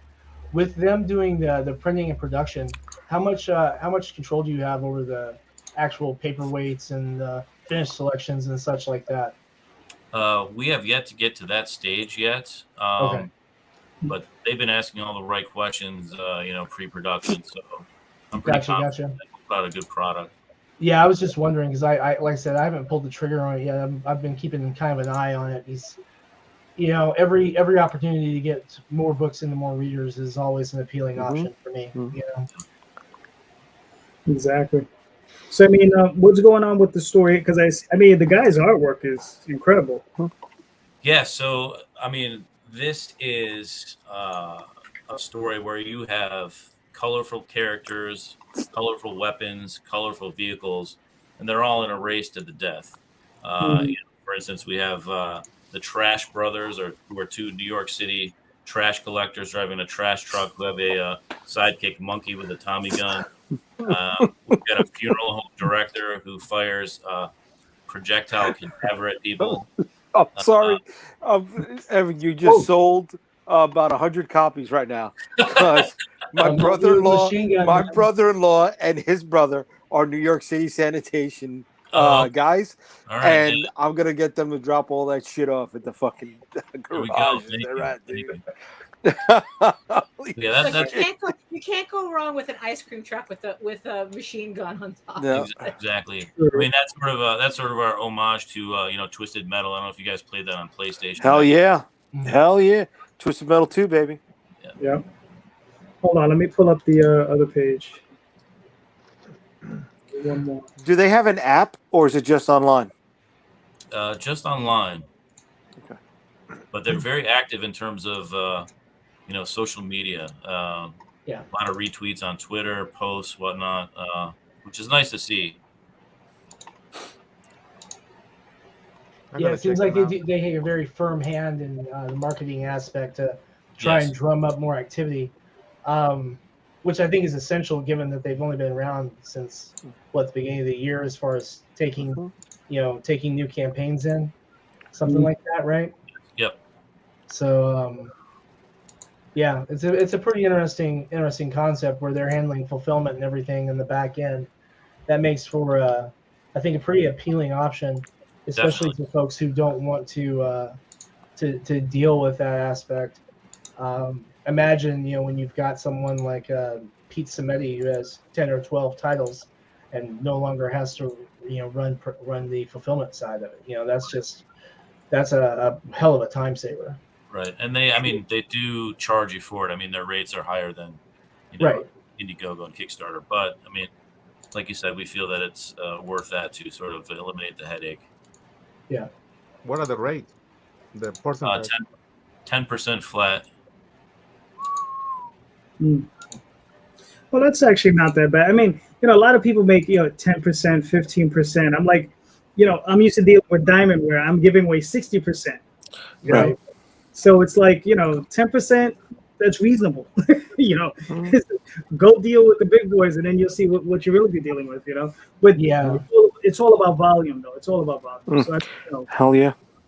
So so this page looks incredible. That's why I was struggling to get it up. My computer's been acting up a little bit, but this looks great, man. I mean, I like that. Mm-hmm. Thank you. Yeah, I mean, he's top tier. I think he won a Bram Stoker Award earlier this year for his adaptation of Lovecraft's Inhabitant of the Lake. He's been well known in Europe, and he's I think on everybody's radar now. Did he watercolor that? He did. Mm-hmm. Yeah. Wow. That's nice. Wow. What's the name of the artist? Stefano Cardacelli. Yeah, he's done work with a buddy of mine who published some Crazy Monkey Inc. Okay. Yeah. He did a title for them. Gotcha. Yeah, I don't know. Crazy. But all right, cool, man. Evan, listen, it's gonna be awesome. We got a couple when you actually launch it. We're gonna have you back, so then that way we can. For sure. Thank you. Get funds in there. I'm definitely. Hell yeah. I gotta say something about Evan here. He is a very savvy individual. I will say that without a doubt, because this gentleman understands if he wants to sell a book that has New York sanitation workers in it, he knows not to be on the program with a Detroit Tigers cap on like last time. I remember. Savvy individual, sir. Nice. Good luck with that, man. It looked great, dude. Thank you. How many issues is it planned for? That's just gonna be a one shot, 42 page. Okay. One shot. Yeah. Very nice. And cover prices? We're thinking for the base tier main cover in the neighborhood of $25. Okay. Saddle stitch or perfect mount on a 42 Saddle stitch. pager? Saddle Okay. stitch. Yeah. Cool. Hold on here. Ozzy's. Is that an inflation rate? It's like Might be. Nice. Wow. No, that is. Now I know why he's late with my stuff. I'm kidding. No, he's not. I mean, we didn't set up a deadline, so anyway. But he's really good. I have nothing but to say about him. Yeah, agreed. Let's see. Oh, there we go. So, Mr. Ozzy, what have we got? So we got the next chapters on the saga for the Sword and the Sorcerer Chronicles. The story is basically it's the story of a sorcerer who's traveling through lands and mysterious places, and he's looking for something, but you don't know what it is. I don't want to spoil it. But he's been telling stories about the Sword and the Sorcerer. Mm. That's the main story of that goes through the whole series. We have the Stefano Cardoselli cover the next one, which is amazing artist.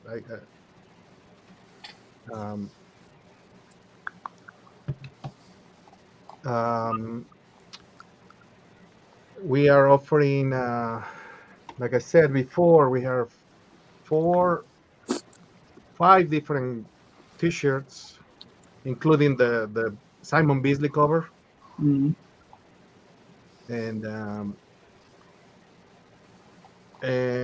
we're offering the same things as the last campaign. We're offering the Beasley cover, the holofoil cover, the sketch cover, and the regular cover. Also, we're offering the movie, actually, the 4K DVD, the Blu-ray, sorry, for the Sword and the Sorcerer, which just came out this year. Those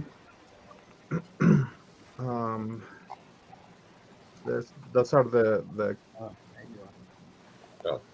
Yeah, that's the one that I'm wearing right now. Off you then. Yeah, that's sharp. So you licensed this from Albert Pune. I know him.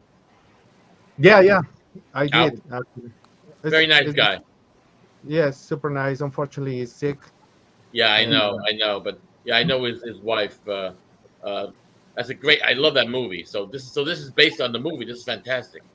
That's correct. What we're doing is expanding the universe. Right. Give all the characters backstories and also adding things that a big movie cannot have, which is epic battles and monsters and more monsters. Now, is this on Kickstarter or Indiegogo? This is on Indiegogo now. Like I said, I want to just print all the books, and after that, I'm gonna do a Kickstarter for each individual book. I think I'm gonna have to get in on this and get a copy. Yeah, please do. Yeah, that's fantastic. The next 4 books are gonna be next month. As soon as this one finished, I'm gonna send these books to print next week. Wow. Probably 7 of them I'm gonna send right now, so I can have them ready. Wow. Now, just out of curiosity, is this the series that where the thing I wrote for you is in? Sorry, I couldn't hear you. Can you repeat? Yeah, is this the series where the story I wrote that short for you? Is that going to be in the series? Yes. Oh fuck! I'm not buying it now. Fuck that.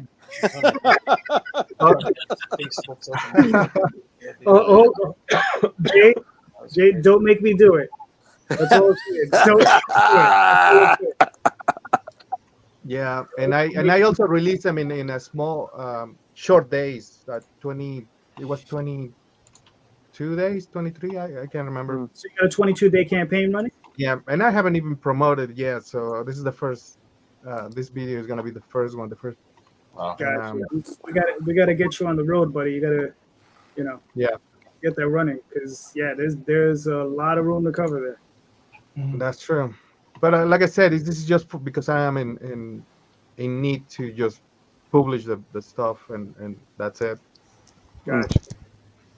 No, that's. I mean, listen, we all sometimes get a little caught up. You can click in the bottom to see some of the artwork, on the bottom of the video. Mm-hmm. I put a lot of stuff there. Wow. Ozzy, how long do you have the rights for? My partner started it 3 years ago, and then he didn't do much with it. He just did one issue, and then I took over. I only had him for a year, so, and I did 8 books. Wow. 8 books in 7 months, I think. Wow. That's incredible. Yeah, that's a lot. Wow. So I haven't been resting or anything. Just work. Hiring people, like editing, spending sounds money. like you haven't had any rest at all. Serious. No, that's a serious best. So these are yeah. That's your story right there, JD. Yeah, I know. I recognize the artwork when you sent it to me. Nice. Yeah. Yeah, I'm looking forward to getting my hands on it. Oh, that's here's- Cardoselli's. One of the Cardoselli's short stories. Nice.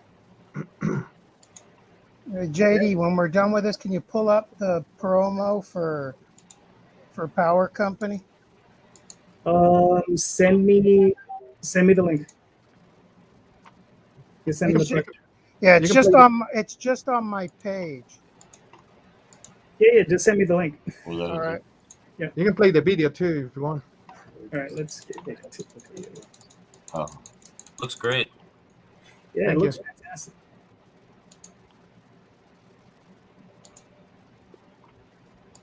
That's a sculpture. Yeah. There we go. Really possibly fails. I'm looking at that. Great artwork.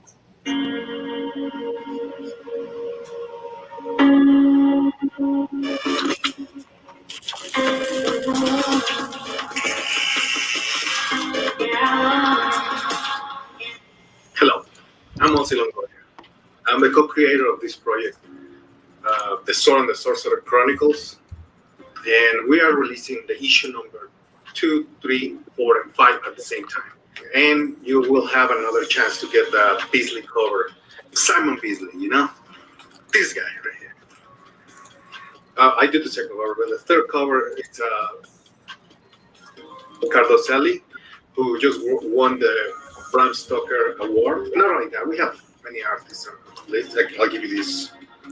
Besides the comic books, we are giving you any products that you can buy. They're pretty cool. Hats. We have statues, replicas of the sword. Actually, we have these 11 inches too. We have stickers, keychains. Oh, and we have the T-shirt. Obviously, this one is the Beasley cover. We're gonna have many more. Like we're gonna have the Cardoselli cover. We have my cover. The story, a sorcerer who's been traveling, trying to find a place. He's been telling the story of the Sword of the Sorcerer. We bring a lot of the characters from the movie. There's stories about them. There's stories about what happened after. Actually, the first issue, it's a continuation of the movie. We're also including in these issues the stories of the characters. We're also adding monsters. We're adding all the things that the movie cannot bring you, like epic stories, epic battles, monsters, and more monsters. We're trying to avoid the problems that we had before with another campaigns, with another projects, which it was the printers not having paper, printers not having people wanting to work, pandemic basically. You know how it is. This mini-series, it's mostly done 90%, and the first 5 books are finished, including the first one. This campaign is already finished. Don't worry about not getting your product. It's going to be amazing.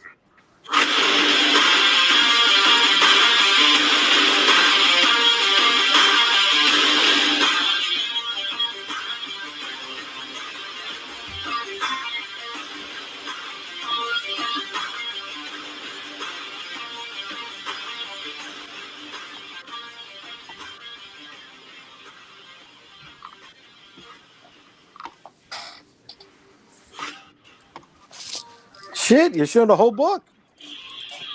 Well, there's 5 books, basically. Nice. Yep. That is awesome, man. Thank you. Shit.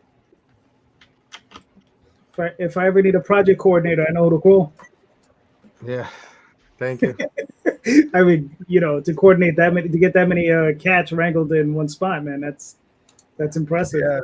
There were like probably 80 people at one point that I was trying to coordinate. To wrangle? Jesus. It's insane. That looked phenomenal. That looked really good.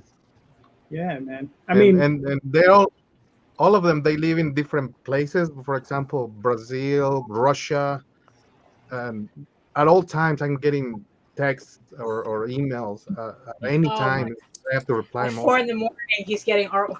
Yeah, exactly. Yeah. That must be nuts. Nice. Yeah. All right, cool. Let me pull up Carlos's thing real quick.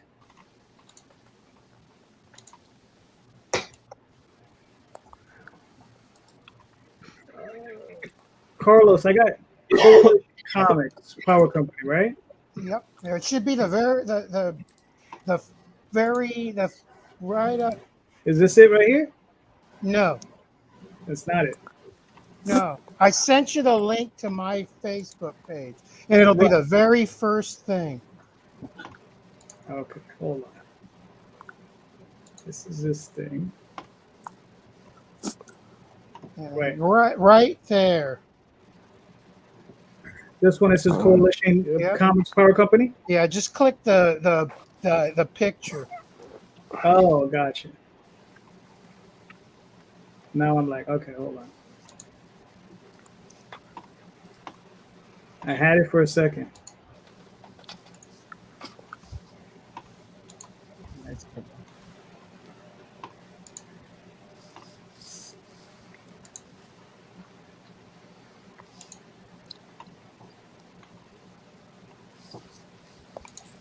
You just want me to click this? Yeah. All right, cool. So that's the one of the 2 covers for the annual. Just a quick backstory. I put out a feeler for independent comic publishers and creators that wanted to join me and create a comic company. And so we got 8 people or 7 people with myself, 8 who actually joined me, and we put the Coalition Comics together. And Power Company was the fruits of that labor. And we've come out with 4 issues so far, and the trade paperback. And now, because our regular artist is super busy right now, he blew up and started getting a lot of work. He can't start the actual next issue until the fall, so we decided to plug that time in by producing an annual. So there's 8 main characters in Power Company, and the annual is going to feature 8. It'll have 8 different features with solo, with the characters going about things solo features. So that's the Avengers 120. I forget. That's the George Perez homage cover. Cool. Who's the artist on that? That is Oliver De La Cruz. Nice. And then the artist who did the first one that you saw, that's Aditya Rachdian. He's my house artist. He's the only artist that I have that's on salary, so he does all my stuff right now. And then if you want to click, hold on, I'm coming. Yeah, that first cover had a real Ed Hannigan feel to it. It was fantastic. oh, thank you, thank you. And then that's my Metal Morph. This is my character that's in Power Company, and this is the first page of my feature, which will eventually kind of tell his origin in a soliloquy while he's doing battle with Damage Inc. Cool. Who's the artist on this? That It's is really nice. That's Aditya's artwork. It was really good stuff. Yeah. And then that is my partner, Henry Eshelman. That's his character, Stardust. And this is his first time that he's actually done sequential pages. So he's really excited about finally getting his own stories out there with his character. This is Zilson Costa is the artist. Nice. Zilson is also doing Crimson Streak. That's Roy Johnson, another partner. That's his character. He's one of the founders of Coalition Comics. And so there's that one. There's going to be 8 different features. Some of our partners didn't want to show their stuff yet. They're a little bit more secretive with their stuff, which is fine. One of the things is that you do what you want to do with your art. As long as it's done on time, we don't quibble. Another one of our partners, John Jones, that's his artwork. This is the first time that he's actually done his own artwork for his own character, and for Professor Bizarre. Interesting. Very nice. And that is Joe DeSantos. That's just, he's in the pencil stages right now for the Killer Whale feature. And then that is the 4 issues that have come out already, with Jason Metcalf covers, Fish Lee, and then Mitch Ballard. Nice. So, I mean, I remember you were having plans of going through Diamond and stuff. Like, what's your situation with that? The fact that it's now costs so much. I am currently in talks with Antarctic Press about having them release it instead of. Okay. I do have my contract with Diamond, but with everything that's happened, and the cost that has risen for printing, that has almost doubled. At this point, it's just not. This is not the time for me to do it. So I'm talking with Antarctic Press, which Larry he goes through them. One of my partners with Power Company with Coalition Comics, he's actually working with Antarctic now for his book. And then another friend of mine who used to be a partner is also being released with Diamond through Antarctic. So I may end up going that route for now, and letting them do the heavy lifting. Because before it was going to cost me about $5,000 to get my book into Diamond. Now, is that what type of print run you're looking at? 3,000? Yes, correct. 32 pages with a cover added? Correct. Yeah, And that's steep, man. That's steep because it should be around 65 cents a book, 75 cents a book. That's really what you need. Yeah, and that's no longer, and that is no longer the case right now with the print costs almost doubling. Right. Yeah. So I'm waiting it out. I'm in no rush. So at this point, I'm waiting it out to see if these prices come down maybe the next 6 to 8 months. No, that's really cool. I mean, yeah, man, it's rough. It's rough because I saw when we were in the debacle that I was involved in. we got the books at 65 cents a book, but literally the month before, like 2 months before, it was close to 55 cents. And every month it went up, probably a dime. Yeah. Every month. And that's excessive. A dime is a lot of money. Because we were talking about 27,000 books. You know, and you're talking about 60%, what, 60%? Right. You got to kick off the diamond. Yeah. Mm-hmm. So it's 60 to 65%, depending what they want to do to you. Yeah, it shrinks. So the margins are already tight. Yep. So yeah, at this point, I wouldn't make anything. I'd be printing at a loss unless by some miracle it hit. And I'm not one of those people that fantasizes. I keep things real. So that sounds like a bad case of date rape there. Yeah. As opposed to a good case of date rape. Okay. Nice. I know JD was looking into it because we talked about date rape. We talked about it when he was doing his application, and I had just had mine approved.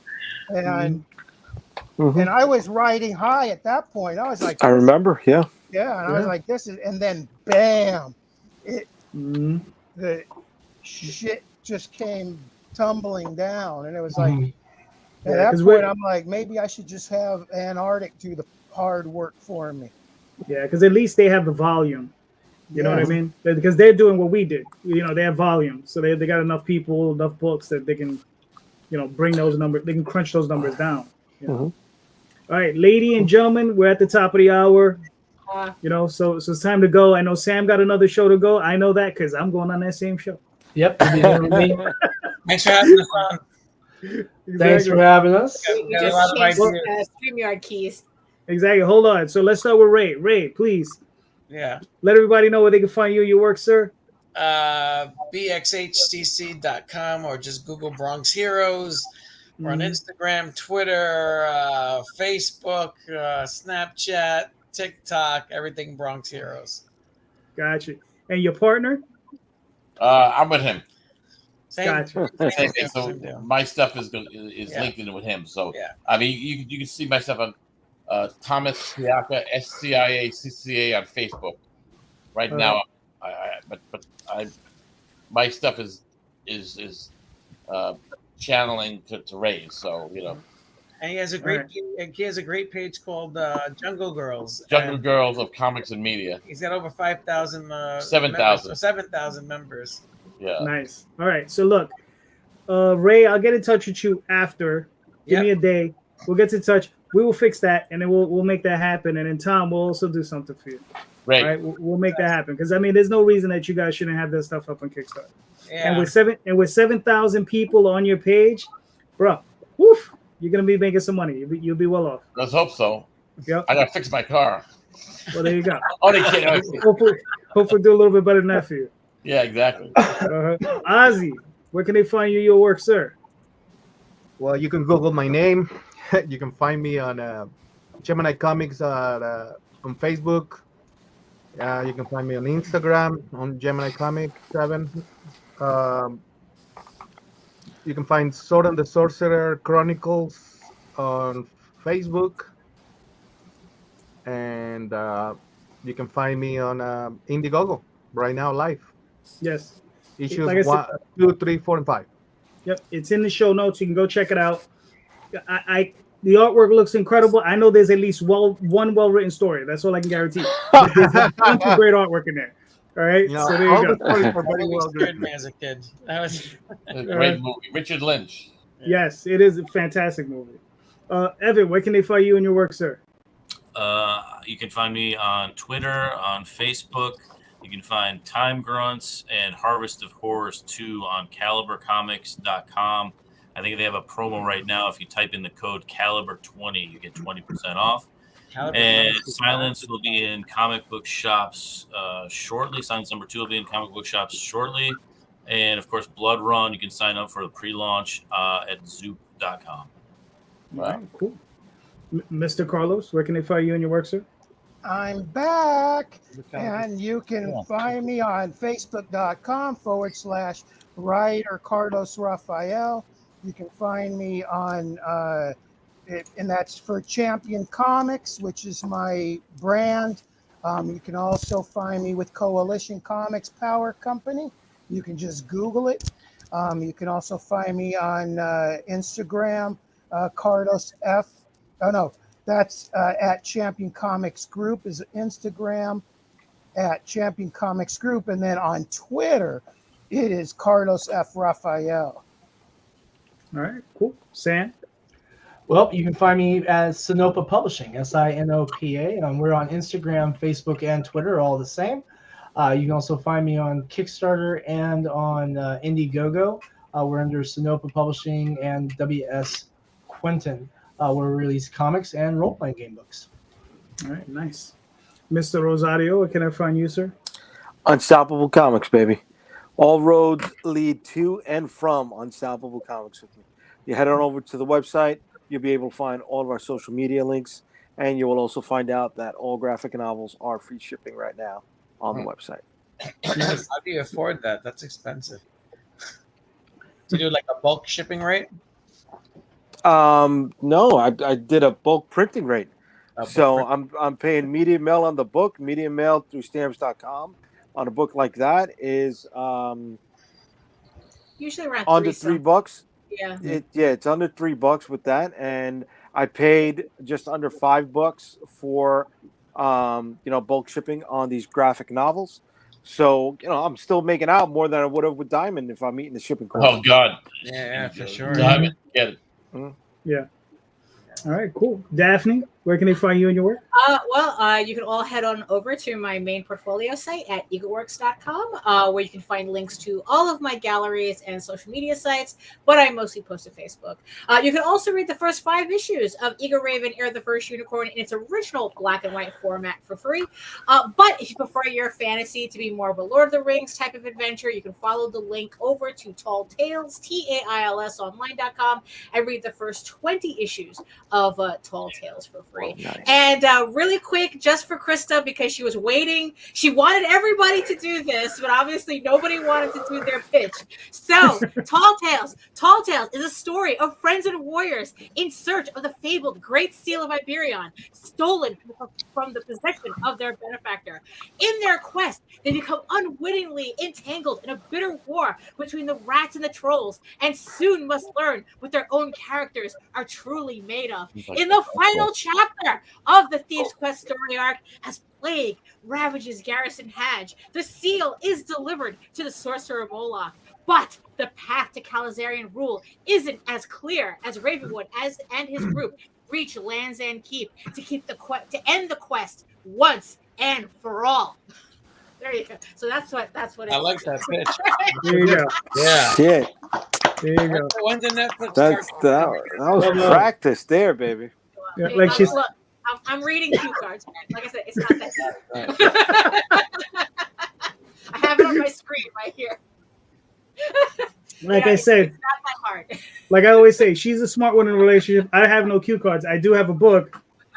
There it is. All I ever say is go read it. It's done. Thanks. But anyway. So anyway, you can find me, JD Calderon, here just about every Sunday. I won't be here next Sunday because I'm going to Eternal Con. Sorry, guys. But the following Sunday we'll be here doing some I'm setting up for some interviews in the next couple of weeks. So we'll see how that goes down. So you can find me on Twitter, Facebook, Instagram, and DeviantArt, all under JD Calderon. And guys, I will talk to you later. You guys have a good night. Thank you all for being here. All of you were awesome. Great. And thanks for having us. Cool. Yeah, man. Thank you. And like I said, Ray, Tom, I'll be in touch with you guys very soon because you guys got to start making some money. Yeah, right? please. Thank you. All right, guys. Thank you so much. Everybody have a good night.